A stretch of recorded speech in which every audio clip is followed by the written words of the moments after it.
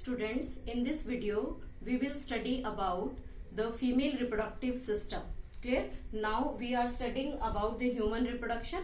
So the next topic is the female reproductive system. There is the diagram of the female reproductive system. Now label the parts. First of all, this part is known as ovary. Then this ovary is attached to the uterus by this ovarian ligament. Ovarian ligament. And this pink portion is known as the broad ligament. Broad ligament. Then this part is known as Fallopian Tube, or you can say it the oviduct. Later on we will discuss its further parts. This is the main part, that is uterus, and this portion is known as cervix, and this is known as the vagina. It is a normal structure and the normal labeling of the female reproductive system. Now, the parts of the female reproductive system. First part is the ovary. It is about 2 to 4 centimeter in length, having almond shaped structure present in abdominal cavity.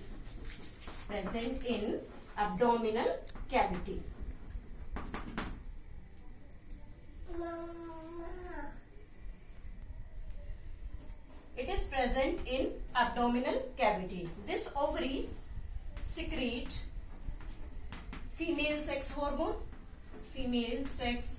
hormone, that is estrogen and progesterone. Second function of the ovary is to release the female gamete, that is ova. Female gamete, ova. Okay? Main two functions: sex hormone, estrogen and progesterone, and release female gamete, ova. Now if we show the further labeling, then this ovary consists of two descriptive part in it, differentiated part. Outermost part is known as cortex and inner part is known as medulla. This cortex part has the different follicular development in ovarian tubule. This ovarian outermost covering is covered by tunica vaginalis, and innermost part of it consists of cuboidal epithelium. This cuboidal epithelium is also known as germinal epithelium. Okay? Now this ovarian ligament attach ovary to the uterus, and this broad ligament attach ovary to the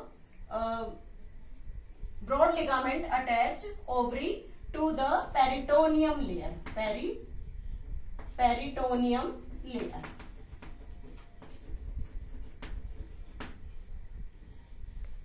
Next part is the fallopian tube.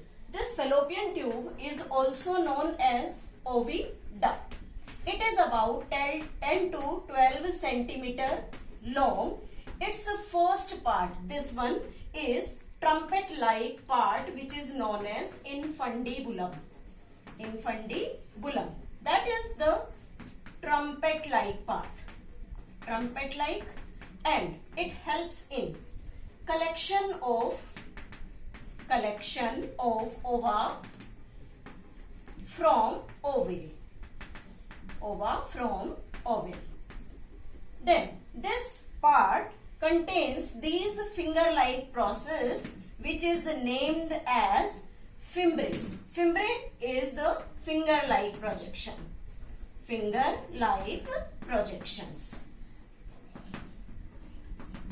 Now, the second part of the fallopian tube is named as ampulla.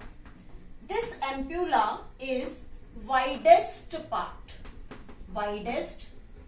and well known. This ampulla helps in providing the suitable site for fertilization.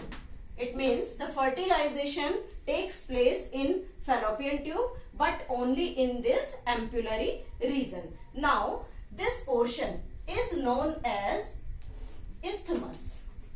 Isthmus, it is very narrow part. It is very narrow part of the fallopian tube. And the last part of this fallopian tube is uterine part. This uterine part opens into the uterine chamber. Next part is the uterus. Uterus is also known as womb. This is also known as womb and hysteria. Okay. This uterus has 4 parts. First part is fundus. Then where is fundus located? This is fundus. This fundus is the portion that is dome shaped and nearest to the uterine part of the fallopian tube. Second part is cornua, or you can say it cornu. This cornu part where the fallopian tube opens. Third part is corpus. Corpus is the main body of the uterus. Main body of uterus. Okay. Next, fourth part is the cervix. Now, where is cervix? This part is known as cervix, or you can say it cervical canal. Cervical canal. Then, this cervical canal consists of an internal os, or you can say orifices, or external orifices. External os. Then, this is the internal os and this one is the external os. Clear? Now, next part is the, in this uterus there are 3 layers. Then what are these 3 layers? First one is, this layer is known as perimetrium. Perimetrium. And then inner to it there is present myometrium. Myometrium, and this glandular part is known as endometrium. Endometrium. This perimetrium is outermost covering. Inner to it there is present myometrium, which is present between this perimetrium and endometrium. That is the middle layer. This middle layer, or you can say this myometrium, helps in contraction during childbirth, or you can say delivery. Contraction during childbirth. Now, the third is endometrium. This endometrium is glandular layer. Innermost layer. And it shows menstruation if egg not get fertilized. If egg not get fertilized. And it shows implantation when egg get fertilized.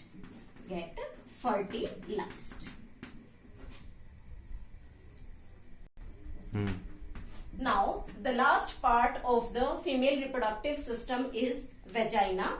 This portion is known as vagina. It is about 10 centimeter long tube which act as a birth canal, means delivery of the baby takes place here, and it helps in menstruation flow. It means the blood of the menstruation flows through it.